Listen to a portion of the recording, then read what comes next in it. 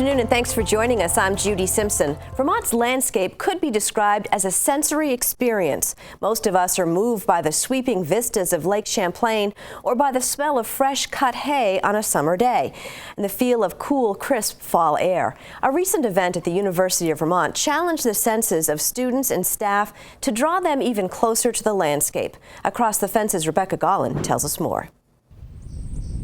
Appreciating Vermont's landscape comes naturally, from the forests and valleys to the many lakes and rivers.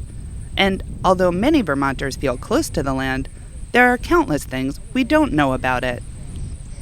For example, how do those sweeping hills taste? That's a question that University of Vermont students were recently invited to find out for themselves. Our focus today has been on UVM students and on campus and helping them understand the taste of the landscape. This event is part of Agricultural Literacy Week, a week of educational events that is supported by statewide partners. Our partnership today has been with UVM Dining Services and with several different companies, including Vermont farm-based companies, including Vermont Siobhan, Kimblebrook Farm, Fat Toad Farm. And then we've also had several different extension units that we've been partnering together, including the Center for Sustainable Agriculture and the Champlain Valley Crop, Soil, and Pasture team. Jen Colby works with the Pasture Network program at UVM Extension's Center for Sustainable Agriculture. She says that the goal of Agricultural Literacy Week is to help Vermonters understand some of the issues surrounding agriculture in the state. We've been highlighting several different aspects around healthy soils. We've got a rainfall simulator, and we have a slake test, both of which are very visual tools. And we've paired those with foods that are from sustainably managed farms that are managed for soil and water quality. What first caught my eye was the soil on the table. As a community and international development major and food systems minor at UVM, Olivia Percoto is familiar with the Vermont agriculture industry. She was glad her fellow students got the chance to learn about some of the topics she's been studying. I'm kind of biased. I see agriculture and I see something that looks like it's my thing, and I'm like, oh, that's great. Let me check it out. But I think that just being here, engaging with students who aren't necessarily community and international development or aren't necessarily engaged in the food system, and having extension staff members and faculty here to kind of explain what they do and the importance of what they do, I think is super important. Our group really is working on that kind of intersection between agricultural productivity and water and soil quality, and so we sort of try and kind of come from both ends and find ways that it can benefit the farmer and benefit the soil and benefit the lake. Kristen Williams is an agronomy specialist with UVM Extension. She is demonstrating how rain can affect the stability of different soil samples. We focus a lot on soil health in our work. The relationship between soil health and water quality is you've got that great structure and you're less likely to have runoff and retain those nutrients. And when the end result is great tasting local food from healthy land, the aha moment is both meaningful and delicious. I had the chance to try the apples with goat caramel, and delicious. I mean, it tasted just like any other apple. Just proves that you can have the food that you're used to and it be local and it be grown in a sustainable way. It's been a great way to help them better understand how different management with the same soil can reveal different results, and even more importantly, for water and relating that back to the cleanliness of the lake. It's a lesson about Vermont agriculture learned through the taste buds, and these UVM students are eating it up. In Burlington, I'm Rebecca Gollin with Across the Fence. As part of Ag Literacy Week, Vermont Agriculture Secretary Chuck Ross noted that less than 2% of our national population makes a living in farming. Ross said the Literacy Week builds critical awareness for the importance of farming. Our next segment underscores Secretary Ross's comments. As we draw closer to the end of the year, we look back at the 2015 Vermont Dairy Farm of the Year. Keith Silva reports from Stowe. Stowe, Vermont is known for its quaint village, a picturesque covered bridge, and as the ski capital of the East. The town can now add another honor, home to the 2015 Vermont Dairy Farm of the Year. What do we got to do in the barn? Keewaydin Farm is owned by Les and Claire Pike and their children, Dan and Susie. All four have ownership shares in the business. The Pikes farm 135 acres and milk about 90 jerseys. Keewaydin Farm is considered a small farm by Vermont standards, which suits the Pikes quite well. Dairy farming is a really tough business and has been for a long time, but it works to stay the same size for us because we have a limited land base, and really what we've found with a lot of folks that we know that have grown and gotten bigger is that it's not a lot of fun for them anymore. Anybody that's left in dairying is doing something right, just to be farming in Vermont today, because it's a very difficult business in Vermont. It's difficult across the nation. We do a good job because that's important to us. The quality of our milk is important to us. We're glad that the town thinks its farms are important. And we are glad that we are able to present a nice looking place to the entrance of the town, but we farm because we want to farm, and this is how we want it to be. The Pike family has been farming beside Route 100 in Stowe since 1921. Dan Pike feels a sense of pride and responsibility when he thinks about his family's legacy.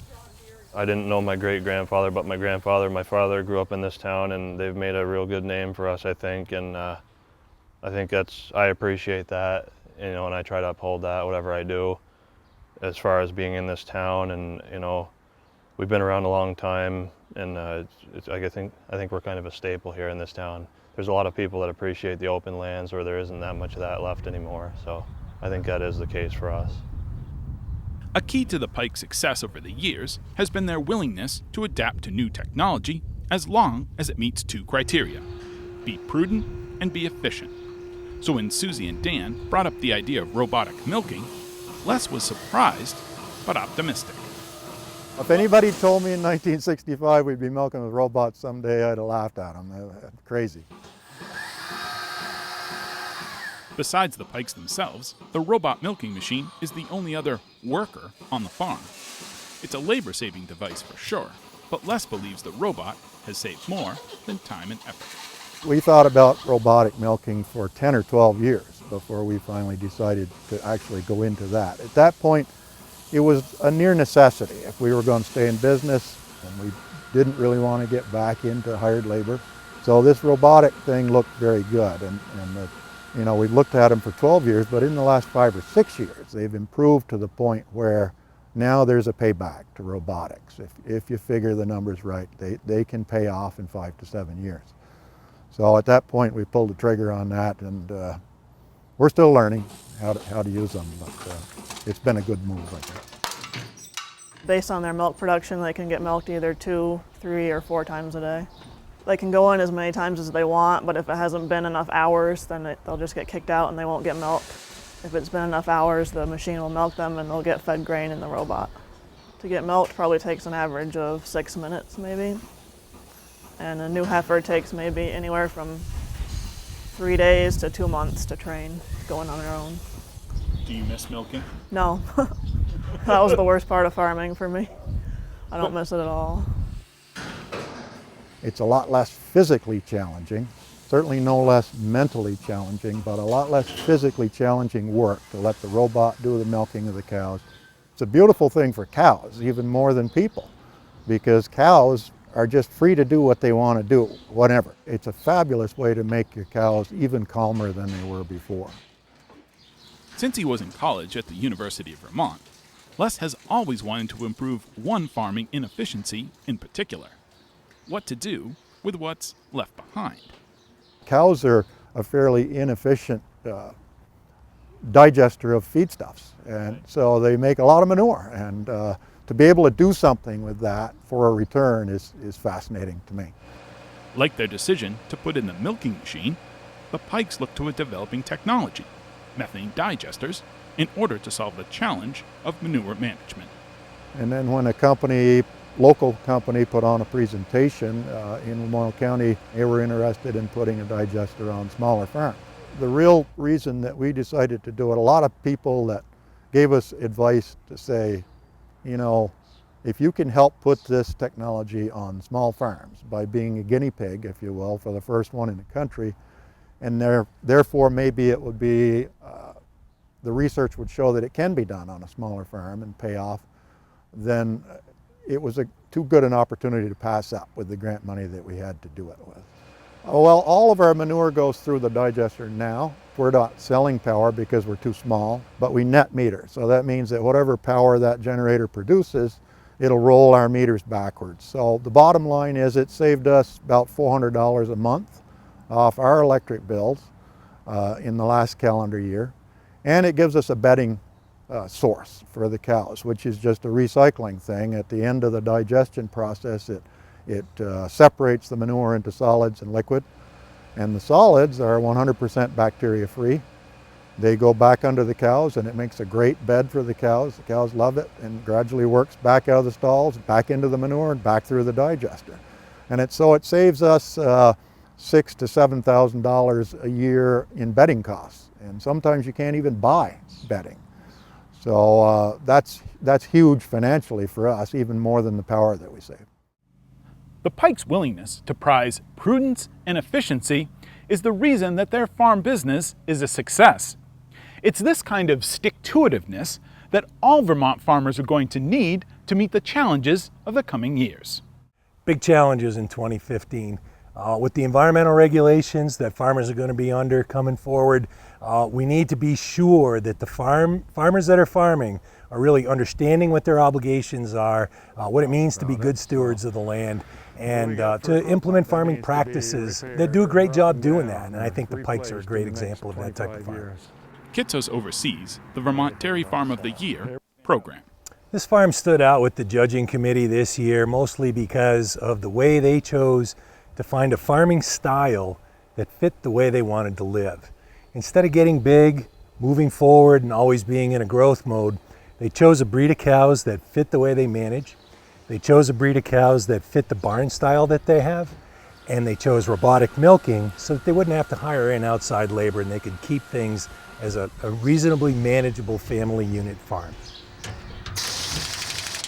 I think the best example that this farm sets is for those other farms who are in the 50, 70, 80, maybe 100 cow range, to take a look at this and say, you know what, I can do this without having to grow or get out. I can farm like this. I can utilize today's technology on such a small scale that I can manage this farm the way I want to manage it and still stay in. The location of Keewaydin Farm on Route 100, one of the most historic and heavily trafficked two-lane roads in the country, makes the Pikes the perfect ambassadors for agriculture. When I walk from the barn to the house in the early morning and I see the sun, shining on the meadow or the mist coming off the meadow, the grass blowing in the wind, I like to see the trees and the green, a newborn calf. I like to see the field when they're first starting to mow and the windrows. I don't know. I don't know how to explain that. It's in here. It's a part of me, I guess. There's advantages to being here, and the advantages to being here are that the town of Stowe likes their farmers. Stowe has quite a few farmers left compared to our neighbors to the north and south. Stowe is, I think, the only town left in the state of Vermont that has a farmer's contract that's local, so they give us a tax break on our land. The tourists and the people that are in the tourism business here like to see these fields, and they like to have the tourists that are coming into town be able to drive by these fields at 40, 45 miles an hour because it draws them here. Just like agriculture draws people to the state of Vermont all over the state. Efficient, innovative, and ambassadors of agriculture. That's the Pike family, the 2015 Vermont Dairy Farm of the Year. In Stowe, I'm Keith Silva with Across the Fence. Well, thank you, Keith, and thank you for joining us. That's our program for today. I'm Judy Simpson. I'll see you again next time on Across the Fence.